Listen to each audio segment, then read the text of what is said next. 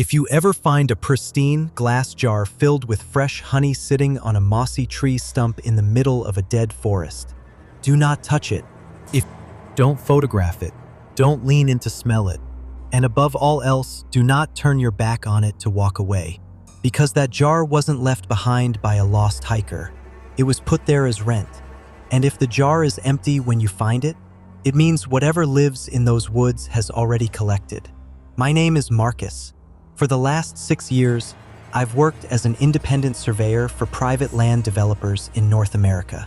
Basically, when rich buyers want to build off-grid luxury cabins deep in the Pacific Northwest, they hire me to spend 48 hours on the plot first.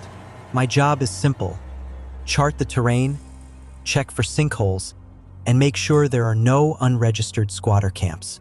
It pays incredibly well, or at least it used to, before I learned about the 3 rules of the ridge. Most people think horror stories in the woods are about bears, wolves, or lone psychopaths in dirty flannels. But people who actually spend their lives off the grid know the truth. Nature is predictable. Animals follow instincts. Humans follow motives. It's the things that don't belong to either category that you need to worry about. 2 months ago, I was assigned a 30-acre plot near the border of Washington state. The land had been abandoned since 1974, after a small logging camp mysteriously packed up overnight and left everything behind. Machinery, personal belongings, even half-eaten meals on dining tables. The local sheriff's department called it an economic shutdown. The forum threads online called it something else. I brought my dog, a Belgian Malinois named Cooper. Cooper had been through dozens of desolate sites with me: old abandoned sanatoriums, collapsed mines, flooded basements. Nothing ever rattled him. But the moment my truck tires hit the overgrown gravel trail leading into those woods, Cooper laid down on the floorboards and began to whine.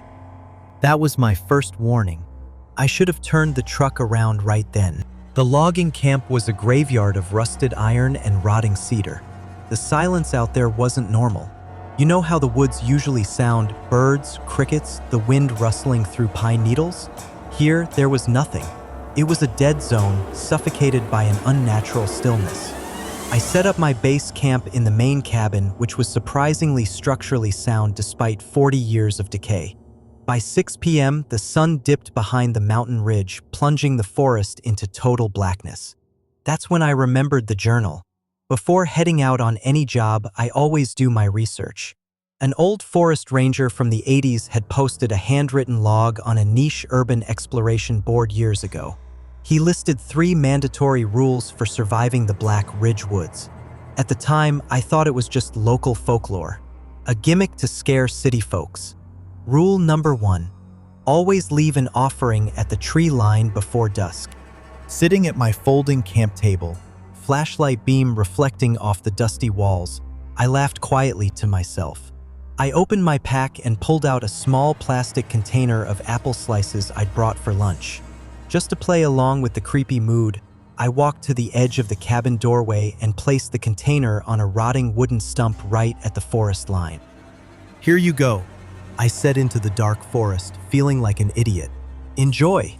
I closed the heavy cabin door, bolted the iron latch, and laid down on my cot with Cooper at my feet. At 2:14 a.m., Cooper stood up. His back ears were pinned flat against his head. He wasn't barking. He was shivering. Then I heard it, a sound right outside the cabin wall. Tap, tap, tap. It sounded like long, dry fingernails gently tapping against the rough wood. It moved around the perimeter of the cabin, slow and deliberate, until it stopped directly outside the front door. Through the thin wood of the door, a sound came through that made my stomach drop into a freefall. It was a breath, a long, wet, rattling inhale that sounded like someone drawing air through a throat filled with fluid. And then came a voice. It didn't sound human. It sounded like a mashup of different voices overlaid on top of each other. A child's whisper mixed with an old man's croak. I froze. My heart was hammer-milling against my ribs so hard I was terrified the thing outside could hear it. I slowly reached down to grip my tactical flashlight and my knife, but my hands were shaking so violently I nearly dropped them. The wood of the door creaked under immense pressure, as if something heavy was leaning its full weight against it. That's when rule number 2 flashed through my mind. If you hear a call out, never look up into the canopy. Why? Because human beings have an innate instinct when they hear a noise above them, they look up. And according to the old ranger's log, that is how it tags you. It waits in the branches, hanging upside down, waiting for a face to illuminate in the moonlight. Outside, a heavy thud hit the roof directly above my head. The dust fell from the wooden rafters onto my face. Whatever was up there was massive. I kept my eyes glued strictly to the floorboards. I forced my gaze down, staring at the dust motes near my boots, refusing to tilt my head up even an inch. Above me, the creature began to walk across the roof. But the footsteps weren't 2 legs nor 4. It had 3 rhythmic thuds. Step, step, drag. Step, step, drag. It sounded like a distorted nightmare. 3 elongated limbs dragging a heavy, contorted body across the wooden shingles. Suddenly, a wooden board directly above my cot creaked violently, and a gap opened in the rotting ceiling. A pale, gray arm slid down through the hole. It was unnaturally long. It had 3 jointed elbows, bending in sickening zigzag angles. The hand at the end of it had 6 thin, needle-like fingers that scraped uselessly against the air, just inches above my shoulder. Cooper let out a high-pitched yelp. The gray arm snapped violently toward the sound of his voice. "Cooper, stay!" I whispered through grit teeth, tears of sheer panic welling in my eyes. I kept my chin pressed hard against my chest, staring at the floor, praying for dawn. For 2 agonizing hours, the gray hand hovered in the air of the cabin, twitching at every creak of the wind. It was hunting by sound and movement. At 5:30 a.m., the first pale blue light of dawn began to seep through the cabin windows. With a wet, tearing sound, the gray arm pulled back up through the ceiling.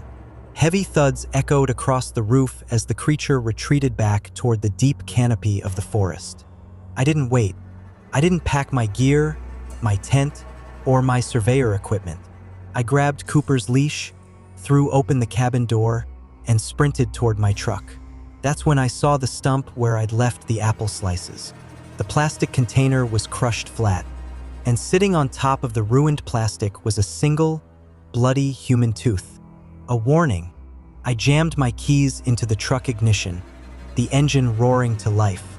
I slammed my foot on the gas, fishtailing out of the clearing and flying down the narrow dirt trail. Which brings me to rule number 3.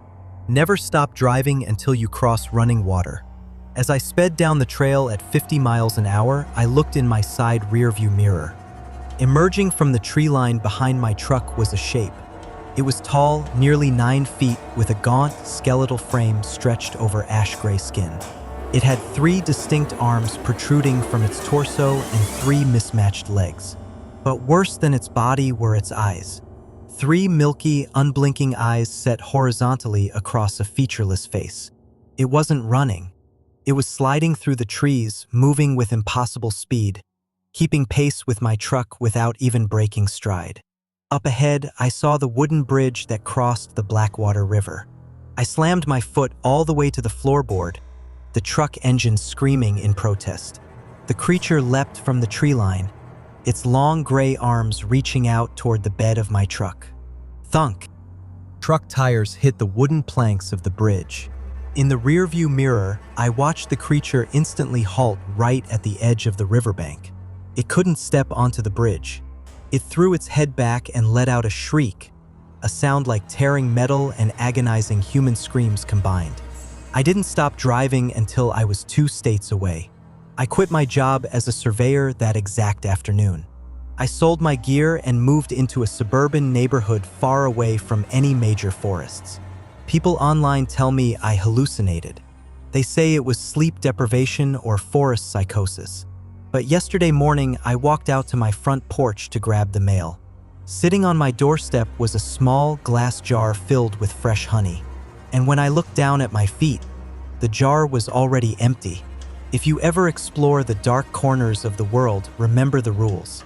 Because some places don't want to be found.